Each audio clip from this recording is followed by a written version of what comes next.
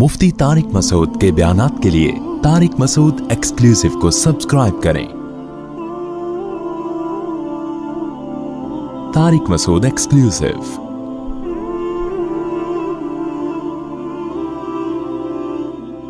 या ज़करिया इन्ना नुबश्शिरुका बिग़ुलाम। ज़करिया अलैहिस्सलाम की दुआ अल्लाह ने कबूल की। कुरान में है ना सूरह आल इमरान में कि महराब में ज़करिया अलैहिस्सलाम को निदा की गई फरिश्तों की तरफ से। क्या दुआ की कबूल की गई? इन्ना नुबश्शिरुका बिग़ुलाम, ए ज़करिया हम तुझे खुशखबरी देते हैं बिग़ुलाम, एक लड़के की, इस्मुहु यहया, जिसका नाम यहया होगा।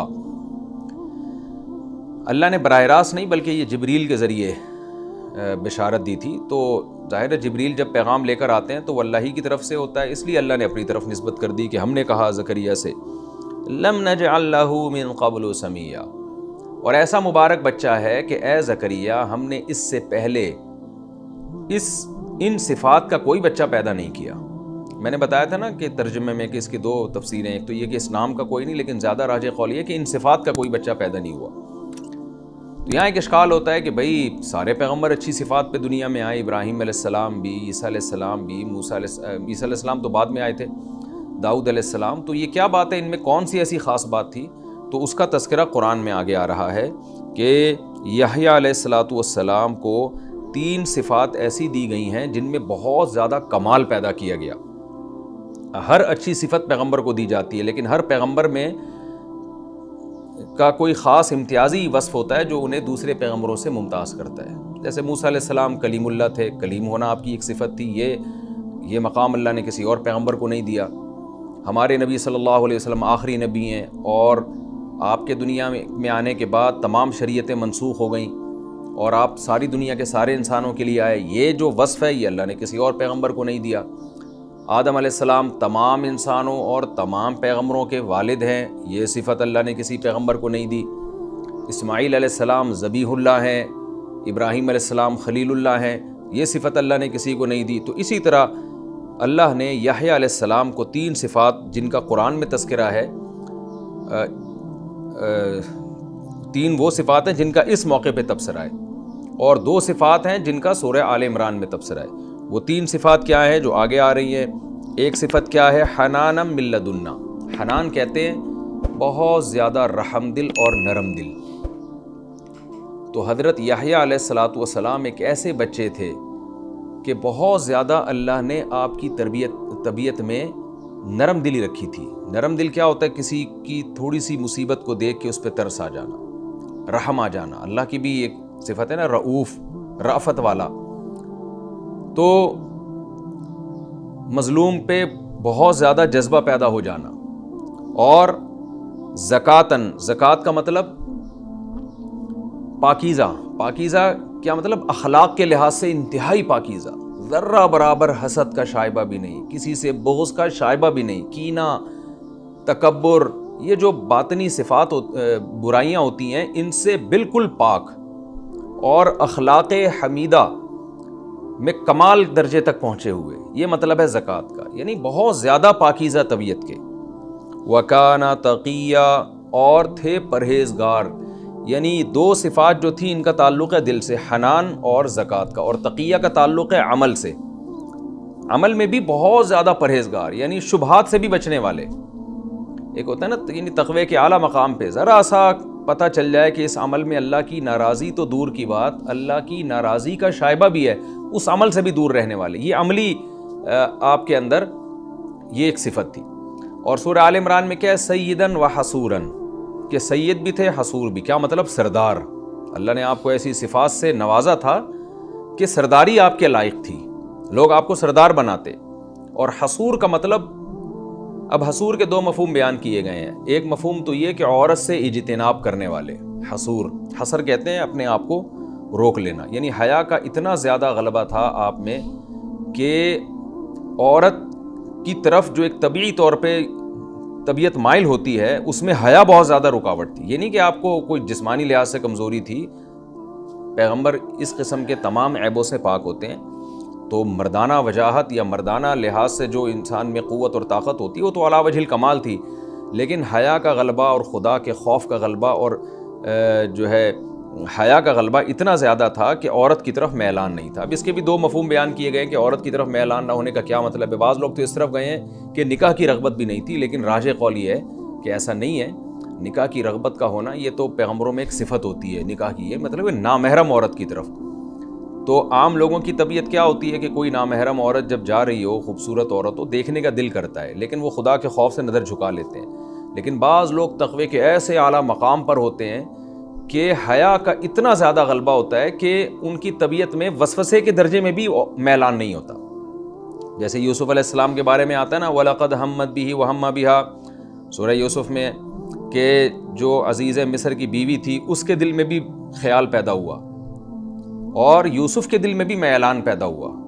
تو میلان پیدا ہونا ایک نیچرل چیز ہے, لیکن یوسف علیہ السلام نے اپنے اس میلان پر خدا کے خوف کی وجہ سے قابو پا لیا. لیکن یحییٰ علیہ السلام کی طبیعت ایسی تھی کہ میلان بھی پیدا نہیں ہوتا غیر محرم کی طرف. تو یہ اللہ نے آپ کو ایک کمال کی صفت عطا فرمائی تھی. اب حصوراً یا تو ایک الگ صفت ہے یا تقیہ میں ہی داخل ہے وہ. تو اگر ایک الگ صفت مانے تو وہ چوتھی صفت ہو گئی, اور اگر تقیہ کے مفہوم میں ہی داخل کریں تو تقیہ ہی کے کمال یہ ہے کہ حصور ہو جائے انسان, اور غیر کی طرف جہاں ذرا سا بھی گناہ کا شائبہ بھی ہو اس طرف وسوسے کے درجے میں بھی اس چیز کا خیال نہ آئے. تو یہ اللہ تعالیٰ نے آپ کو الگ صفات سے نوازا تھا. وَبَرًّا بِوَالِدَيْهِ, اور اسی تقوی کا کہ تکمیلات میں سے یہ تھی یہ بات. حنان اور زکوٰۃ میں نے بتایا نا دل کی صفات, اور تقیہ کا مطلب جو عملی صفات تھیں, تو ان عملی صفات میں تقوی تھا. اس تقوی کا ایک مظہر یہ بھی تھا کہ برم بوالدیہ, اپنے والدین کے ساتھ بہت زیادہ اچھا سلوک کرنے والے, کیونکہ جس کے دل میں اللہ کا خوف ہوتا ہے وہ والدین کے ساتھ بہت اچھا سلوک کرتا ہے. تو یہ دعا مانگی زکریا علیہ السلام نے, اور اللہ نے آپ کی دعا قبول کی, اور فرمایا کہ اس صفات کا اس سے پہلے میں نے پیدا نہیں کیا. قال ربی انا یکون لی غلام, زکریا علیہ السلام نے فرمایا اے میرے رب میرے اولاد کیسے ہو جائے گی. وکانت امراتی عاقرا, میری بیوی تو بانجھ ہے. وقد بلغت من الکبر عتیا, اور میں بڑھاپے کی بھی انتہا کو پہنچ چکا ہوں. کیا مطلب یہ کہ اللہ تو نے مجھ سے اولاد کا تو وعدہ کر لیا, خوشخبری مل گئی, اس کی صورت کیا ہوگی؟ کوئی فرشتہ مجھے اولاد لا کے گود میں میری زوجہ کی گود میں رکھ کے چلا جائے گا؟ کیونکہ اس بڑھاپے میں حمل تو ٹھہرتا نہیں ہے, نہ میرے اندر زوجہ سے مقاربت کی قوت اور طاقت ہے, اور نہ میری زوجہ کو جو ایک جوان عورت کو حیض آتا ہے, مینسز آتے ہیں, وہ بھی نہیں آتے. تو اس میں تو اولاد کا امکان اسباب کی دنیا میں ختم ہو گیا. اب تو نے جو وعدہ کیا ہے تو اس کی صورت کیا بنے گی؟ یہ حضرت زکریا علیہ السلام کو اولاد کا شوق اتنا تھا نا کہ جب کوئی آپ سے وعدہ کر لے, یعنی ایک اشکال ہوتا ہے نا کہ بھئی جب اللہ نے وعدہ کر لیا آپ کو اولاد مل جائے گی, تو زکریا علیہ السلام کو تسلی ہو جانی چاہیے تھی, بیٹھ جاتے بس جیسے اللہ دینا چاہے گا دے دے گا. پھر اللہ سے سوال کیوں پوچھ رہے ہیں کہ کیسے ہوگی؟ اس کا جواب یہی ہے کہ جب کسی چیز کا بہت زیادہ شوق ہوتا ہے انسان کو اور خوشخبری ملتی ہے, تو یہ اس کے دل میں یہ خیال آنا کہ اللہ اس کی کیا صورت ہوگی, یہ کیسے ہوگا, یہ نیچرل ہے. اور پیغمبروں کا اللہ سے تعلق ہے, لہذا زکریا علیہ السلام نے اللہ سے پوچھا ہے اللہ انا یکون لی غلام, میرے اولاد ہوگی کیسے؟ وکانت امراتی عاقرا, بیوی بانجھ بھی ہے اور میں بھی بڑھاپے کی انتہا کو پہنچ گیا, اب کوئی فرشتہ لا کے ہمیں بچہ دے گا, پکڑائے گا, یہ کیا صورت بنے گی؟ تو قال کذالک, اللہ نے فرمایا کذالک, اسی طرح ہوگا, تجھے اولاد ملے گی. کیسے ملے گی؟ یہ میرا, یہ یعنی اس میں اللہ نے اشارہ کر دیا کہ جیسے اولاد سب کے ہوتی ہے ایسے ہی تجھے ہوگی. یعنی تو جو یہ کہہ رہا ہے کہ میں بوڑھا ہو گیا, بیوی بانجھ ہو گئی, اس کی اللہ کی نظر میں کوئی حیثیت نہیں ہے. ایسے ہی اولاد ہوگی جیسے نیچرل طریقہ اولاد کے پیدا ہونے کا ہے. کیوں؟ وقد بلغت هو علی ہین وقد خلقتک من قبل ولم تک شیئا, کہ یہ کام مجھ پر بہت آسان ہے. یعنی تو یہ اشکال کر رہا ہے کہ میں بوڑھا اور بیوی بانجھ, تو یہ تیرے لیے عجیب بات ہے, میرے لیے عجیب بات نہیں ہے. ہوا علی ہین, یہ سب کام مجھ پر بہت آسان ہے کہ عورت بانجھ ہو اور شوہر بوڑھا ہو پھر بھی میں اولاد دے سکتا ہوں. اور اس کی دلیل کیا ہے؟ وقد خلقتک من قبل, اے زکریا اس سے پہلے میں نے تجھے بھی تو پیدا کیا ہے. ولم تک شیئا, اور تو کچھ بھی نہیں تھا, پانی کا ایک قطرہ تھا جس سے میں نے تجھے بنا لیا. تو جو پانی کے قطرے سے انسان بنا سکتا ہے وہ بڑھاپے میں اولاد نہیں دے سکتا.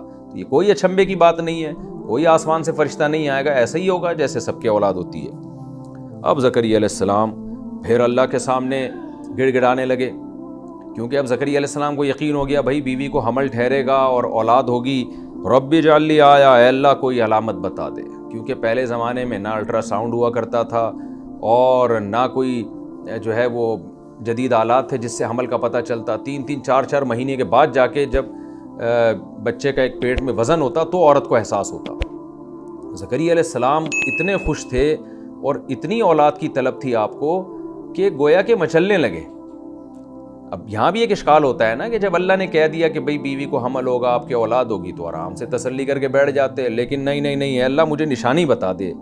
یہ انسان کی فطرت ہے اور یہ عبدیت کا تقاضا ہے. اللہ کے سامنے استغنا کرنا یہ عبدیت کے خلاف ہے. بڑوں کے سامنے استغنا کرنا یہ بھی ایک تکبر ہے. تو جب کوئی بڑا آپ کو گفٹ دے رہا ہو نا تو آپ کو چاہیے آپ خوشی کا اظہار کریں.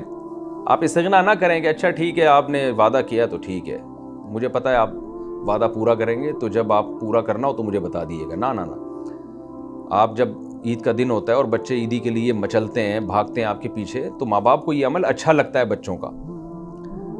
جب آپ کوئی گفٹ دیتے ہیں تو اچھا لگتا ہے ماں باپ کو کہ بچے اس پہ خوش ہو جائیں. تو اللہ تعالیٰ کو بھی یہ عمل اچھا لگتا ہے کہ میں جب کسی بندے کو نعمت دوں تو وہ خوشی کا اظہار کرے. تو زکریا علیہ السلام فوراً کہنے لگے رب اجعل لی آیا، اللہ کوئی علامت بتا دے مجھے، جب میری بیوی کو حمل ٹھہرے مجھے پتہ چل جائے تاکہ میری خوشی میں اور زیادہ اضافہ ہو. قال آیتک اللہ تکلم الناس، اللہ نے فرمایا اے زکریا تیری نشانی یہ ہے. دیکھیں اللہ کی جب رحمت ہوئی ہے تو پھر اللہ تعالیٰ بھی زکریا علیہ السلام کی ساری دعائیں قبول کرتے جا رہے ہیں. آیتک اللہ تکلم الناس، تیری نشانی ہے کہ تو لوگوں سے کلام نہیں کر سکے گا. ثلاث لیال سویہ، مکمل 3 راتیں، یعنی آپ کی زبان بند ہو جائے گی، بولنے کی طاقت اللہ آپ سے چھین لے گا. تو جب بولنے کی طاقت اللہ چھین لے تو سمجھ لیں کہ آپ کی زوجہ کو حمل ٹھہر گیا ہے اور اللہ کی طرف سے خوشخبری آ گئی ہے. فخرج علی قومہ من المحراب، حضرت زکریا علیہ السلام مسجد اقصیٰ میں جہاں عبادت کیا کرتے تھے وہاں محراب سے نکلے. فاوحی الیہم، اور لوگوں کو اشارے سے کہنے لگے. کیا مطلب؟ اللہ نے آپ کی زبان بند کر دی اور آپ سمجھ گئے کہ اللہ کی طرف سے یہ خوشخبری آ گئی ہے. اور لوگوں سے کیا کہنے لگے؟ ان سبحوا بکرۃ وعشیہ، لوگوں اللہ کی پاکی بیان کرو صبح بھی اور شام بھی. انبیاء کی عادت ہوتی ہے، نیک لوگوں کی عادت ہوتی ہے، جب ان کو کوئی خوشی ملتی ہے تو وہ اللہ کو خود بھی بہت زیادہ یاد کرتے ہیں اور دوسروں کو بھی حکم دیتے ہیں کہ اللہ کو یاد کرو، اللہ کی حمد و ثنا کرو. جب مکہ فتح ہوا کتنی بڑی خوشخبری تھی، تو اللہ نے کیا فرمایا اپنے حبیب صلی اللہ علیہ وسلم سے؟ اذا جاء نصر اللہ والفتح ورأیت الناس يدخلون فی دین اللہ افواجا فسبح بحمد ربک واستغفر. اے نبی آپ اللہ کی حمد و ثنا کیجیے اور اس کی پاکی بیان کیجیے. تو جتنے بھی اہل اللہ ہیں ان کی ہمیشہ سے یہ سنت رہی ہے کہ جب بھی انہیں کوئی خوشی ملتی ہے خود بھی اللہ کی حمد و ثنا کرتے ہیں، لوگوں کو بھی. اور جو بے دین لوگ ہیں جب انہیں کوئی خوشی ملتی ہے وہ شراب و کباب کی طرف جاتے ہیں، وہ غیر سنجیدہ حرکتوں کی طرف جاتے ہیں. تو زکریا علیہ السلام نے اپنی قوم سے فرمایا ان سبحوا بکرۃ وعشیہ، لوگو اللہ کی پاکی بیان کرو صبح بھی اور شام بھی، یعنی کثرت سے اللہ کا ذکر کرو. یا یحییٰ خذ الکتاب بقوہ، حضرت زکریا کے اولاد ہوئی اور یحییٰ علیہ السلام شعور کی عمر کو پہنچے.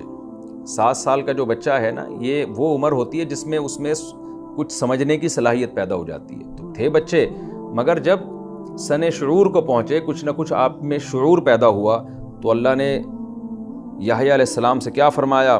خذ الکتاب بقوہ، اے یحییٰ اس کتاب کو جس کو تورات کہا جاتا ہے، جو اللہ نے موسیٰ پہ نازل کی، اس وقت تک انجیل نازل نہیں ہوئی تھی، اس کتاب کو قوت سے تھام لیں. آپ نے اس پر مضبوطی سے عمل کرنا ہے اس کتاب پہ. کیوں؟ آپ کے باپ کی آپ وصیت ہو، آپ کے باپ کو میں نے بطور تحفہ میں آپ کو دیا ہے، لہذا آپ نے تورات کو مضبوطی سے تھام لینا ہے. وَآتَيْنَاهُ الْحُكْمَ صَبِيًّا، اللہ کہتے ہیں ہم نے آپ کو بچپن میں ہی علم عطا کر دیا تھا، نہ بلوغت سے پہلے ہی اللہ نے علم عطا کر دیا. بعض نے یہاں حکم سے مراد نبوت لی ہے، وہ بھی ایک مضبوط قول ہے. تو اس کا نتیجہ یہ نکلے گا کہ یحییٰ علیہ السلام کو بچپن میں ہی اللہ نے نبوت دے دی. عام طور پہ پیغمبروں کو نبوت 40 سال میں ملتی ہے، لیکن یحییٰ علیہ السلام کو بچپن میں. اور بعض مفسرین اس طرف گئے ہیں کہ یہاں نبوت مراد نہیں ہے بلکہ علم مراد ہے، سمجھ بوجھ مراد ہے. علم سے مراد بھی سمجھ بوجھ. بعض بچے بچپن میں بڑے سمجھدار ہوتے ہیں، ان میں حق اور باطل، صحیح اور غلط میں تمییز کی صلاحیت پیدا ہو جاتی ہے. آج بھی ایسے علماء کے واقعات ہیں کہ جب آپ ان کی سیرت پڑھیں تو پتہ چلتا ہے کہ بھئی ان میں بچپن سے ہی اللہ نے بہت زیادہ سمجھداری پیدا کی تھی. بچوں میں بھی آج بھی یہ دیکھنے میں فرق نظر آتا ہے، لیکن یحییٰ علیہ السلام کو اللہ نے خاص علم عطا کیا وحنانا من لدنا، اللہ کہتے ہیں ہم نے اپنی طرف سے آپ میں رحم دلی پیدا کی، وزکاتن، اور آپ کو بہت پاکیزہ بنایا، یعنی اخلاق کے اعتبار سے، وکانا تقیہ، اور بہت زیادہ اللہ سے ڈرنے والے، یعنی بچنے والے گناہوں سے، اللہ کے خوف سے، گناہوں سے بہت زیادہ بچنے والے تھے۔ وبرم بوالدیہ، اور آپ کی ایک صفت یہ بھی تھی کہ اپنے والدین کے ساتھ بہت اچھا سلوک کرنے والے۔ اللہ نے بطور گفٹ کے دیے نا، تو وہ اولاد جو ماں باپ کو ستانا شروع کر دے وہ تو عذاب بن جاتی ہے، تو باپ اور ماں کے ساتھ اچھا سلوک کرتے تھے۔ وَلَمْ يَكُنْ جَبَّارًا عَصِيًّا، سخت طبیعت کے اور نافرمان نہیں تھے۔ وَسَلَامٌ عَلَيْهِ، اور اللہ نے اس وقت یہ اعلان کر دیا کہ ان پر سلامتی ہو، یوم وُلِدَ، جس دن یہ پیدا کیے گئے، یعنی ہر قسم کے شر سے اللہ ان کو محفوظ رکھے۔ وَيَوْمَ يَمُوتُ، اور جس دن ان کی موت واقع ہوگی اس دن بھی یہ شر سے محفوظ رہیں گے۔ وَيَوْمَ يُبْعَثُ حَيًّا، اور جس دن قیامت کے دن زندہ کر کے اٹھائے جائیں گے اس وقت بھی اللہ ان کو شر سے محفوظ رکھے گا۔ تو تینوں موقعوں پر ان پر سلامتی۔